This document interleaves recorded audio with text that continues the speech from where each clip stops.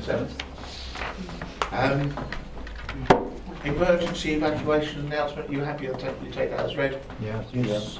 Okay.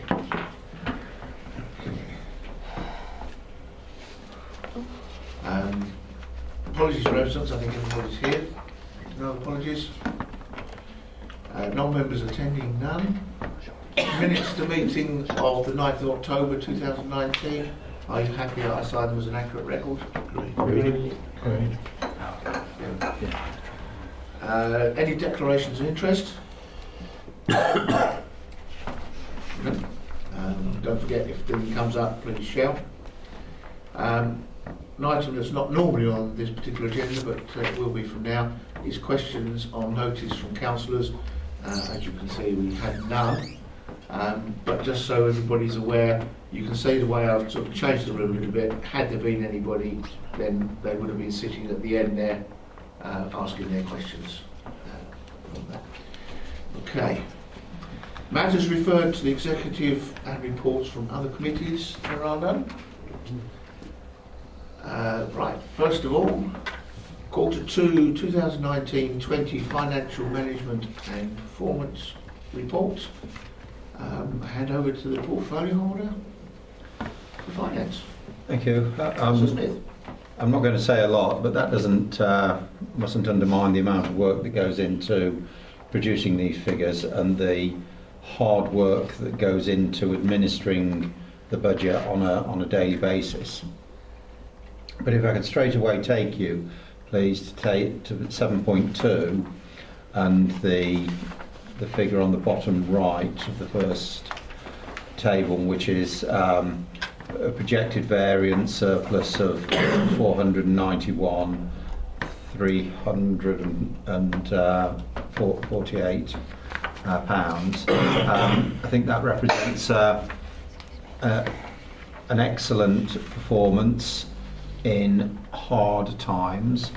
A lot of the savings have come across through staff savings, and it should be noted that staff have covered some vacancies and pumped ground to do that. The various department areas or AD's areas are there listed above that. But and the bottom line is it's hard work by the council, it's efficient management of our finances, and it's a figure that perhaps will give us a little bit of flexibility as we go through the rest of the year for some initiatives that can benefit our residents. But for the detail, I'll pass over to Naomi. Thanks, Councillor Smith. I'll just say a few more words, but before I do, I just, for the minutes, just wanted to note there is an error in terms of the portfolio holder that's listed for enterprise on page 7.10, where it's mistakenly put that Councillor Wilson is a portfolio holder rather than Councillor Wooten. So I'd just like to apologise that was just a human error, and obviously we'll correct for future reports. As Councillor Smith has said, we're in a relatively healthy position going into Quarter 2. So the projected underspend of about £500,000 represents about 5% of the revised revenue budget. So, as Councillor Smith said, gives us a little bit of flexibility in terms of the rest of the year, hopefully. The position has improved by about £300,000 since Quarter 1. And the main reasons for that are an increase in the projected salary budget, which is mainly due to a few of the more senior posts which we were anticipating could be filled before the end of this financial year, but currently we're either struggling to recruit to a couple of posts, or we've made this sort of strategic decision that we're going to hold off on recruitment. So about half of that underspend is due to staffing. And the other key areas that have improved are car parking income, which is the underspend's increased by about £50,000. That's just due to higher volumes of people using the car parks, and that's detailed in Appendix 4 of the report. There's also a £50,000 improvement in planning income that's forecast, and £50,000 improvement in council tax share back income that, from our agreement with the preceptors. So they're the key variances that have changed since last quarter. Obviously the detail is set out in Appendix 1, so if anyone's got any specific questions, then I'm happy to try and answer those. I would just say on the capital programme as well that we are forecasting to spend by year end about 2.4 million against a revised budget of 3.3 million. There is a couple of key areas where we're not projecting to spend the full budget, one of which we've discussed previously, which is the play spaces budget, where we've agreed to slip some of the works into future years, and secondly the pavilions programme, where we are still planning to carry out the works, but it's just taken slightly longer than we originally anticipated, so that will probably slip into next year. So they're the two major sort of variances on the capital programme. So I wasn't probably going to say any more than that, but as I say, if anyone's got any specific questions, I'll just try and answer them. Can I just echo what the portfolio holder said, and thank you and your team for the hard work that I know they've had to go into doing all of this, and it's ongoing, so thank you very much for that. And, any questions, guys? Simon, DLC? Just one small thing. I meant to mention this earlier, and should have done. On 7.7, in the comments section, we've got a number of personnel named, and I don't think that's really good practice on public No, again, documents. that is something that slipped through the net, and generally speaking, we have taken out all names, and I have to admit that has just slipped through the net. So I will take those out for future reports. Yes, yeah. Any other questions? Okay, right, then we have on page 7.1 we have a couple of recommendations. The first is to note the Quarter 2 2019-20 revenue budget and capital positions set out in sections 3 and 4, detailed in Appendix 1 to 4. Is that noted? Noted. And 1.2 to note the latest position in the Council's key performance indicators shown in Appendix 5. Is that noted? Noted. Thank you. Okay, moving swiftly on to Chairman, is it possible I can just go back on something, because I think there's something that got missed. This was in the minutes. Sorry about this. Is it possible? I was looking Is it possible? at the side. There was a correction that needed to go into the minutes. Was that correction put in the minutes for last time? What was the correction? Okay. Well, the correction was in reference to the sale of the land at Timber Grove. There was a change that certain things were omitted from those minutes, which I spoke to Sonia about.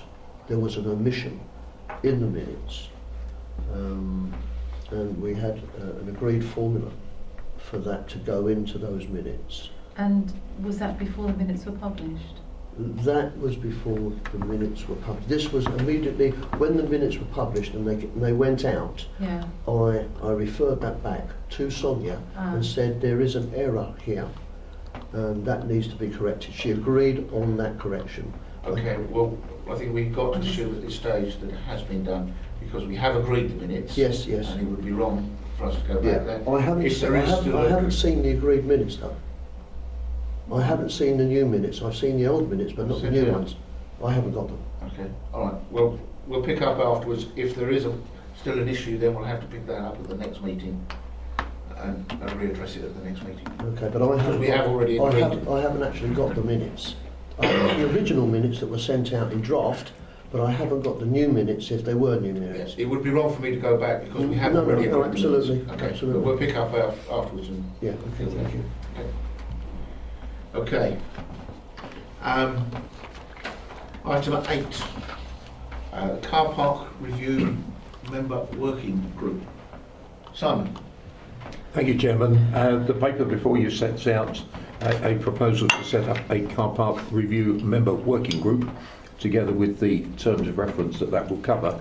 Car parking around the district recognises the importance and strategic role which car parking has in the district to support the local economy, managing traffic, supporting businesses, residents and visitors.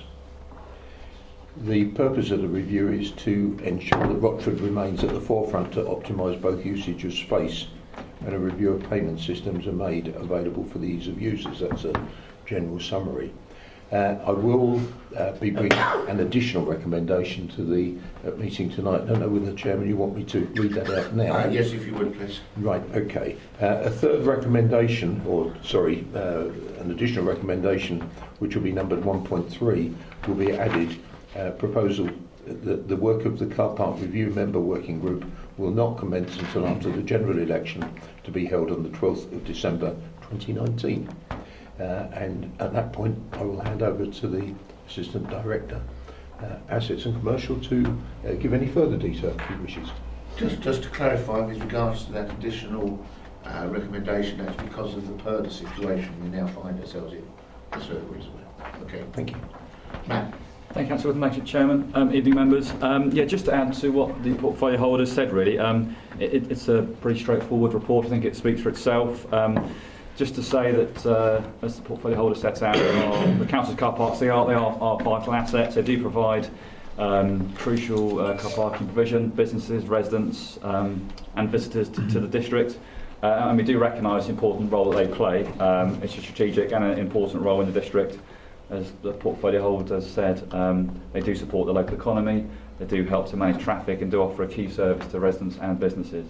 So it's with that in mind that we've considered our approach to the future of the car parking service, and it is important that we do have a clear place-based strategy that we develop that to take it forward. We use a systematic approach and make sure it's evidence-driven to ensure that we can understand and address the needs of the service now and moving forward as the town continues to grow and indeed the district continues to grow and develop. It is recommended that a cross-party member work group be established. Its purpose would be to provide a forum for stakeholder input and feedback to support the development of that car parking strategy and an action plan for the district. I've appended a draft terms of reference to the report.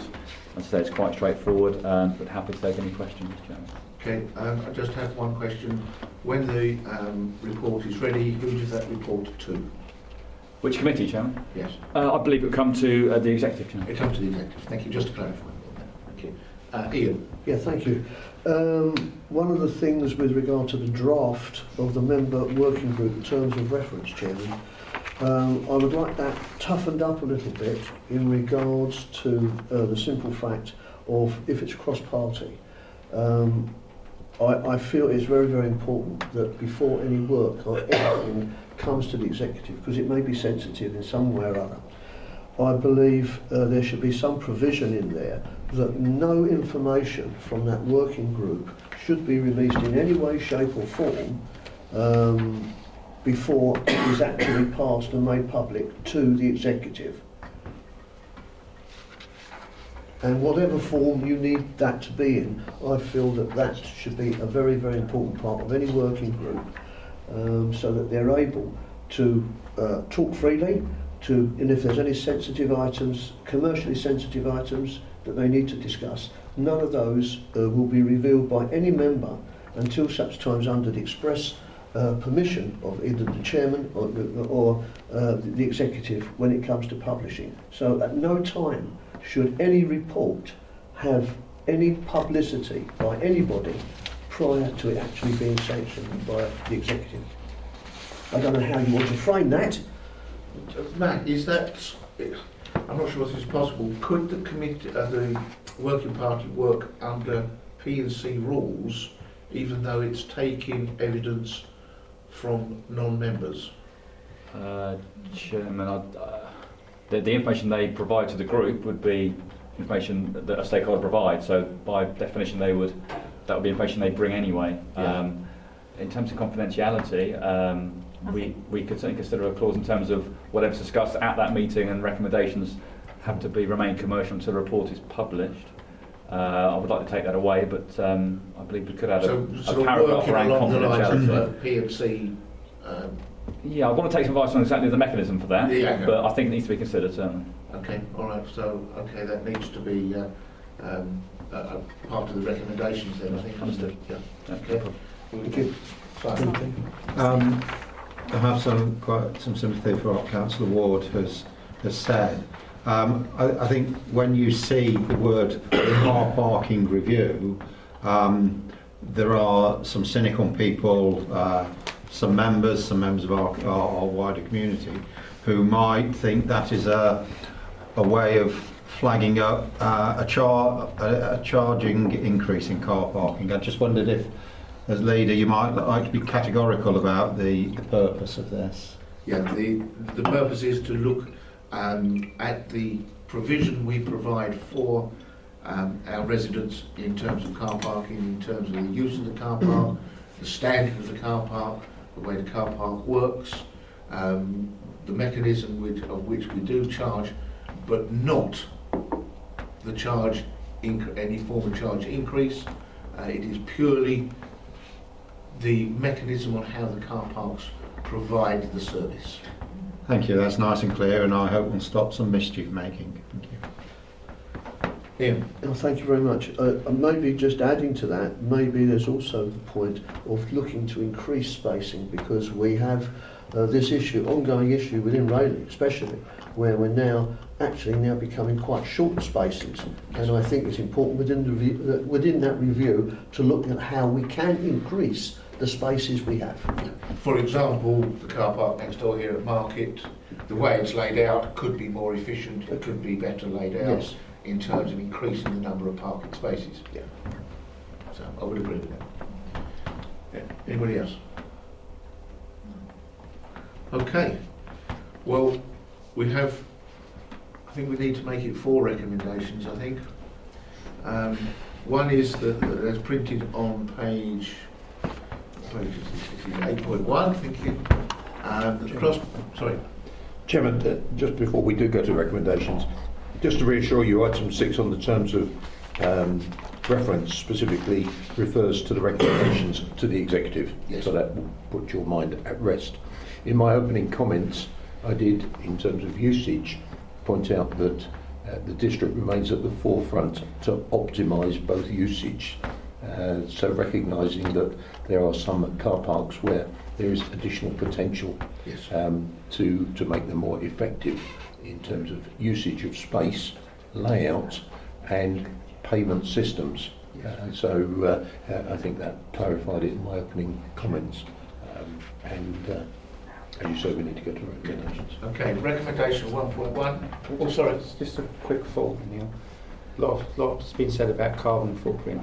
Can you think about looking at carbon footprint of the car parks as well? I guess that's on the agenda. Yeah. Electric jar point, which we have already started. Yeah, I know. Got All of those sorts of things. Yeah. Okay. We'll have another go.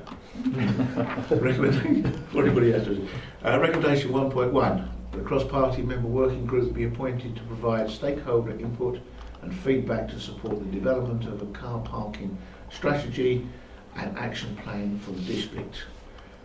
Is everybody happy with that? Agreed. To approve a car park review CPR member working group terms of reference as appended. Everybody happy with that? Yeah, agreed. May I just say, before we go any further, with appropriate recommendations, there won't... I was going to come to that. Thank you very much, Chairman. Adding to that, the next recommendation would be that there is no, I don't know how to word this really, that Matt will look at making the working party work on a P&C basis. I think that's probably the best wording I can come up with, unless anybody wants to. Maybe NDA? I would suggest that is simply an issue of adding obligations of confidentiality to the terms of reference. So I would suggest that it's an addition to recommendation 1.2 to approve the car park review member working group terms of reference as appended, save for the additional requirement of confidentiality. Okay, is everybody happy with that? That's quite good. Okay. And, recommendation 1.3, that the working party does not meet until after the general election. So next available date would be the 13th. Assuming it all goes to plan. Friday, Thursday, maybe not the best day. Okay, so everybody happy with that? Yep. Yeah. Okay, thank you. Right, moving on to the next item, to excuse my cough.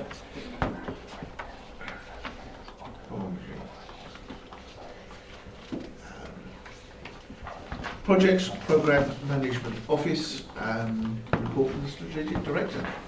Thank you, Chair. Members will be aware that the Programme Management Office, or PMO, reports quarterly both to this committee and to the Investment Board in respect of the various projects that are seized of it. The PMO in its current form has been running for almost 2 years now, and I review it annually. As part of the latest review, we considered the extent to which the asset programme is already seized by the Investment Board and has its own reporting structure. And we decided, we considered the role that PMO plays in respect of providing assurance to the Council that the projects delivered by officers are well run and well managed. So we have made some recommendations in this report.